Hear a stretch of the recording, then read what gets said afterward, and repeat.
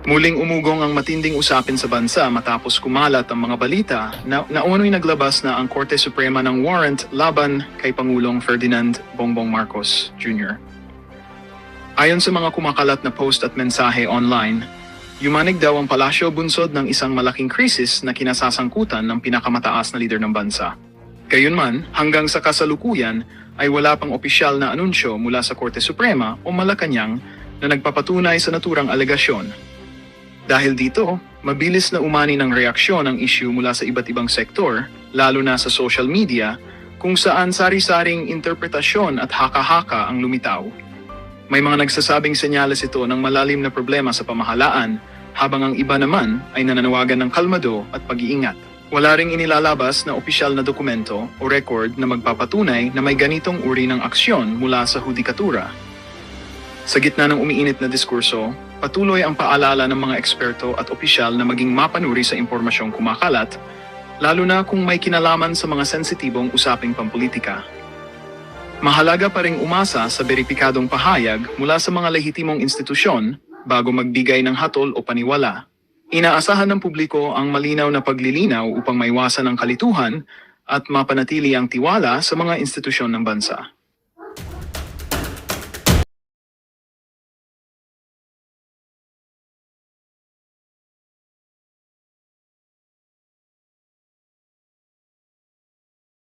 I don't think there's a misunderstanding. Alangan man buong Senado, including the leadership, hindi ka naintindihan. We just wanted to make it clear. Nanggaling po sa inyo na bawasan nyo ang budget ko. You kept on saying, even Senator P, everyone, bawasan nyo yung budget ko kasi talagang hindi akong gumawa ng net na yan. Di ba yun ang sabi nyo eh? Kaya po, ang LB Remo at lahat nagpagod. Kundi na kami sa magpapagod, nakailang walang tulog. Nakukuha din naman natin. Gusto natin gawin na itong tama kasi nga nakatingin silang lahat sa atin ngayon. At ang tingin ko, mas kailangan natin tignan talaga. Pambihira naman itong si Kong. Kung hindi pa nakatingin ang sambayan ng Pilipino, hindi nyo pagagawin ng tama, ganon. Ibang klase, palakpakan ho natin. Thank you very much, Mr. Chairman. To the Chairman of the Senate Conference for the BICAM, Senator Win, to the Honorable Senators present, to Chairperson Mika Swansing, the head of the House Bicameral Conference, and the members of the House of Representatives, good afternoon. I will be very brief, just a few slides po to present. But before that, I think it's very important po for me to make it very, very clear why we are all here discussing this very, very important and quite frankly unprecedented reform measure that the President initiated this year, which is the reduction of the construction materials price data, which has never been done at this level and in this breadth. Ang Pangulo po mismo ang nag-instruct sa akin na ibaba ang presyo ng simento, ng bakal, ng asfalto, ng graba, ng buhangin, at iba pang mga materyales na ginagamit sa pagpapagawa ng ating mga kalye, mga tulay, mga classroom, at iba pa.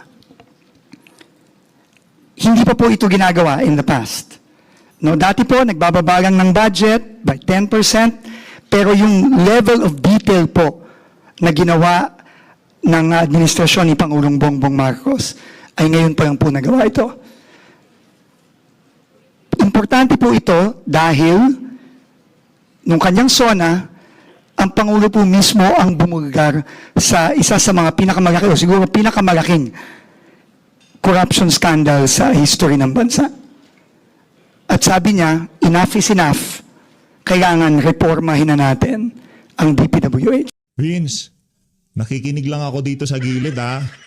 Baka akala ng mga kasama natin dito sa PH Update, di natin pinakikinggan sinasabi nitong unggoy na to. Ulitin lang ho natin, nagpapantig ho kasi yung tenga natin pagka naririnig nating sinasabi nitong mga unggoy na to, na itong si Marcos Jr. Ajik, base dito kay Amy Marcos, siya ang nagbulgar nitong mga kabalbala na to. Hindi ho totoo yan. si dating Pangulong Rodrigo Duterte at ang mga Duterte supporters at ang mga kababayan nating naapektuhan sa mga nakalipas na panahon ang nagbulgar dyan sa pagnanakaw na nangyari na yan dyan sa mga maanomalyang flood control project. Guess what, Vince Dizon? Alam mo sino tinuturong mastermind? Yung sinasabi mong nagbulgar. Kasama ho sa script nila yan, dapat lagi nilang sinasabi na nagbulgar sa pinakamalaking korupsyon na nangyari sa kasaysayan ng Pilipinas. Anyway, Vince, tuloy mo lang yung mga kabalbalan mo na yan. Wala na rin namang naniniwala sa inyo. Tuloy. And this is a testament to the President's vision of making the DPWH more transparent and removing all forms of corruption, beginning with the overpriced materials. So, tama po ang Senado at ang Kongreso. Sinabi ko po paulit-ulit na dahil sa utos ng Pangulo, binaba po namin ang presyo ng iba't ibang materyales sa pagpapagawa ng ating mga iba't ibang proyekto sa DPWH. Tama din po na nung pong public hearing, ito mismo ay inanunsyo ko at inimplement na po namin with a special issuance that was issued 2 months ago. At ito ay sa kasalukuyang ini-implement na nga po din po namin, hindi lang para sa mga proyekto for the 2026 budget, kundi pati sa mga proyekto ngayong 2025 na hindi pa napoprocure.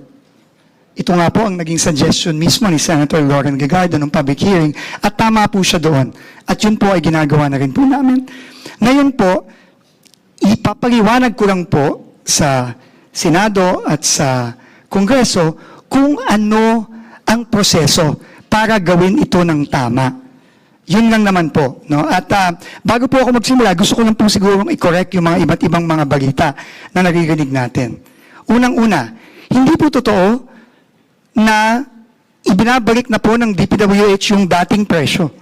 Hindi po totoo yun. Nakita ko po yun sa social media kahapon, pagkatapos namin ilabas ang statement, narinig ko din po ngayon. Hindi po totoo yun. Ang presyo po na ibinaba na natin ay hindi ibabalik sa lumang mas mataas na presyo. At sa tingin ko po, dahil sa reforma ng Pangulo, hindi na ito mababalik in the future. Dahil sino pa pong presidente o DPWH secretary ang pwedeng magbalik nito na ngayon na naibaba na natin sa tamang presyo. Yun po ang unang-una. Ikalawa po, wala pong ibang project na ipinapabalik ang DPWH. Wala po. Whether flood control project or kahit anong project, wala po tayong laman, wala pong laman yung ating kasulatan kay Senator Win Gatchalian at sa House contingent na nagsasabi na pinapabalik po natin ang iba't ibang mga proyekto. Wala po tayong pinapabalik na kahit anong bagong proyektong tinanggal na. Whether yan ay flood control, tulay, kalye, multipurpose building. Wala po tayong pinapabalik. Ang hinihingi lang po natin is yung pong binawas na 45 billion approximately. Next slide, please. Sorry. Sorry. Wala pa ba kayong slide? Ibalik po ulit para po ma-implement po ito ng tama. Kasi while it is true that the President told me and instructed me to bring down the prices of materials in order to eliminate overpricing, he also is very conscious of our desperate need to ramp up our infrastructure spending and our infrastructure implementation. We all know that in the past quarter, the economy only grew by 4%. And this is largely because of the cut in public expenditure, especially in infrastructure. And the President does not want that to happen. Our fear is, and I will show later some examples, that the cut made using our adjustment factors, as Sen Win correctly pointed out, across the board, across roughly 10,000 projects in the General Appropriations Bill, may result inevitably in projects that will end up being unimplementable because of the way that they were applied to the various projects. And I will show that in a few slides. So ito lang po ang aming hinihiling. Hindi ho namin, ulitin ko, hindi ho namin ibabalik ang presyo ulit at itataas. Ikagawa, wala po kaming project na ipapadagdag ulit. Wala pong ibabalik. Wala pong duplicate project na tinanggal na ibabalik. Wala pong flood control project na ibabalik. Klaro po yan. And if I just may go to our statement and how DPWH, according to the engineers I have with me, there are, I think, 4 of them here. Many of them have been in DPWH for decades already. Ang proseso po is kapag binago ang cost ng materyales, kailangan pong gawin ng DPWH iisa-isahin ang lahat ng proyekto. Dahil ang bawat proyekto po, iba-iba yan.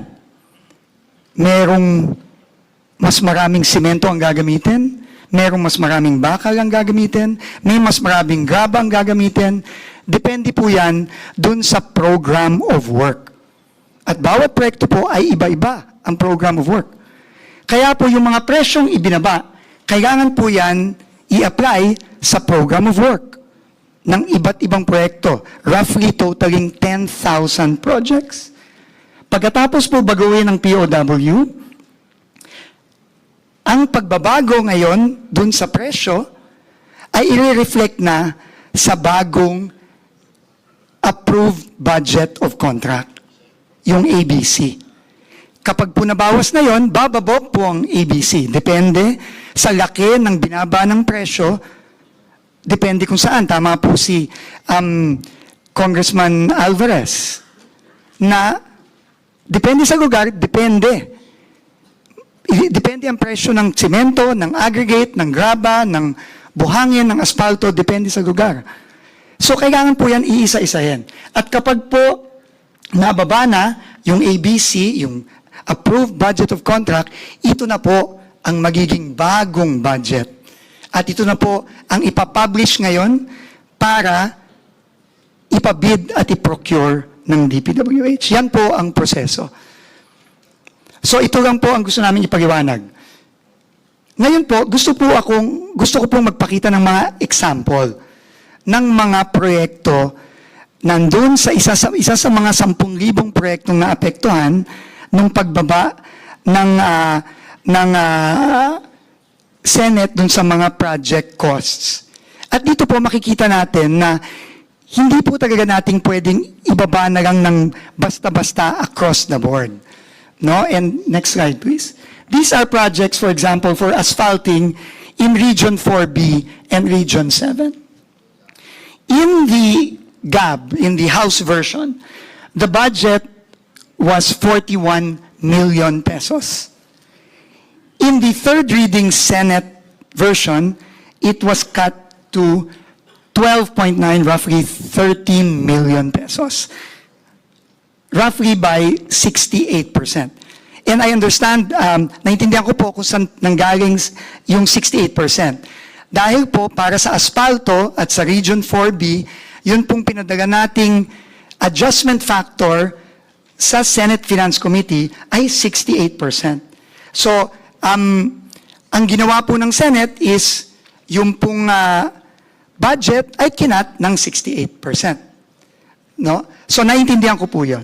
Pero kung gagawin po natin yung paraan na ang ikakat lang ay yung materyales. Remember po, ang materyales ay parte lang po ng cost ng isang project. Materyales, labor, equipment, at syempre kailangan din po ng contractor's profit, no, which is roughly about 8 to 10%. So, if we apply po yung 68% sa materials only, ang kalalabasan po ay 23% reduction or yung pong 41, bababa po ng 31.5 million. Which means po, meron pong 18 million na mawawala sa pondo ng proyektong ito. At dahil dun po, mahirap na pong i-implement yung proyektong yon. So, on the other hand, meron din naman po na proyekto na baliktad naman. Asphalt overlay din po ito sa Region 7. Ang original price po ay 25.54. Pero dahil nga po ang average factor sa Region 7 ay minus 3% lang, ang cut lang po ng Senate ay from 25 to 2.4 million, roughly 1 million lang po ang naging cut ng Senate. But if we apply the factor for that specific project given the program of work, it is actually higher. It is not 3%, but is actually minus 37%. So meron pong additional savings doon. No? If I can go further, no? This is for asphalt overlay. Concrete road construction. Ganun din po, no? Sa Region 2 naman. 90 million po. Ang reduction po was 15% because that was the adjustment factor for Region 2 for cement, etc. Ang naging cut po ng Senate was from 90 million to 76.5 million, a reduction of 15%. But again, if we follow the process and only reduce in the price of materials, the cut is only 6%. So, although ito po hindi masyadong mataas, pero meron din pong impacto sa implementability ng proyekto. No? But at the same time, sa Region 4B naman, dahil 4% lang po yung yung aming adjustment factor for 4B in general. And 4B po is very special, no? Kasi kahit isang region po yan, iba-iba pong isla yan. Iba-iba po ang sitwasyon sa Palawan, sa Mindoro, sa Romblon, sa Marinduque. Iba-iba po yan. No? Kaya mahirap pong mag-cut lang based sa adjustment factor for that region. So if we apply the adjustment factor in prices, actually, mas malaki po dapat yung cut. Instead of just 4%, it is actually 17%. So may additional savings po na 7 million. So, Mr. Chairman, Madam Chair, yun lang naman po ang gusto naming ipaliwanag. Kaya po kami naniniwala sa DPWH na dapat po ang eksekutibo na ang mag-apply ng mga pagbabago sa presyo. Dahil po yung proseso na ginagawa ng DPWH ay nandyan na. May proseso po tayo para i-apply yung mga reduction. At ito po, mamiminimize natin yung risk na magiging unimplementable or inviable yung proyekto. Pero po, ito po, panghuli ko na lang pong sasabihin ito. Naiintindihan ko po at naiintindihan din po ng Pangulo yung pag-aalinlangan. DPWH has practically zero trust sa ating mga kababayan.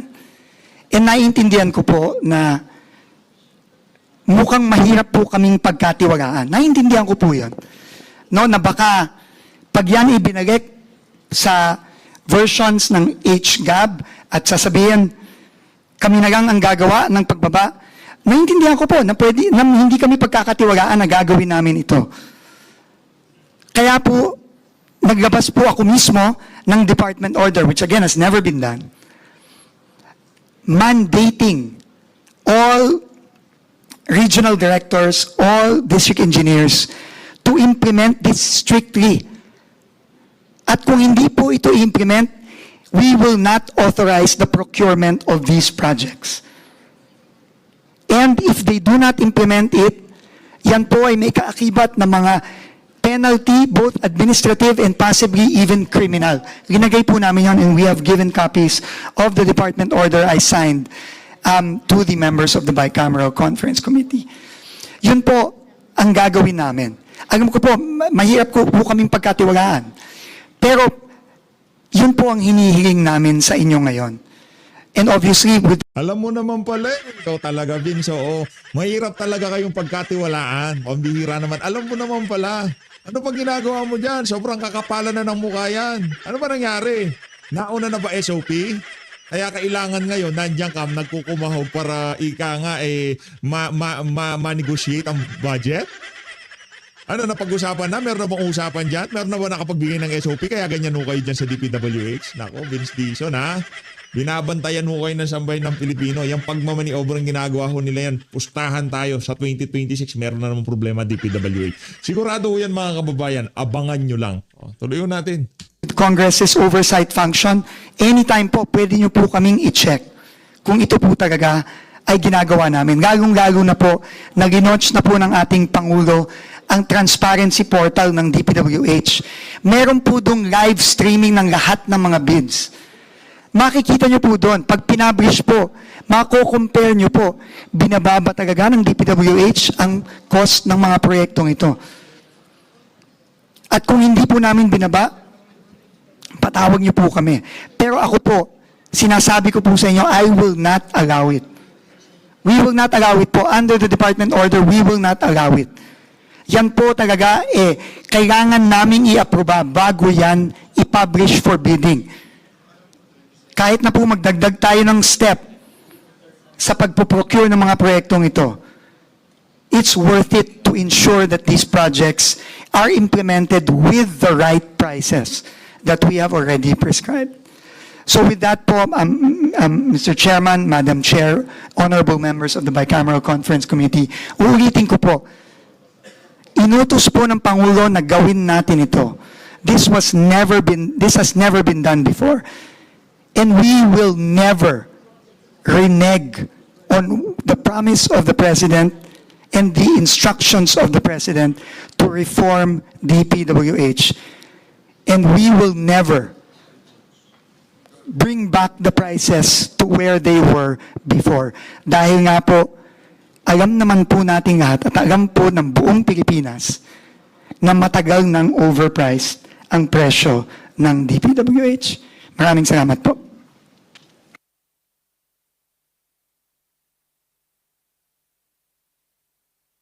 Yes, Senator Lawrence recognized. Thank you, Mr. Chair. I know we had to check whether the rules would allow a member of the BICAM to ask questions, but it is important that we seek clarification from Secretary Dizon.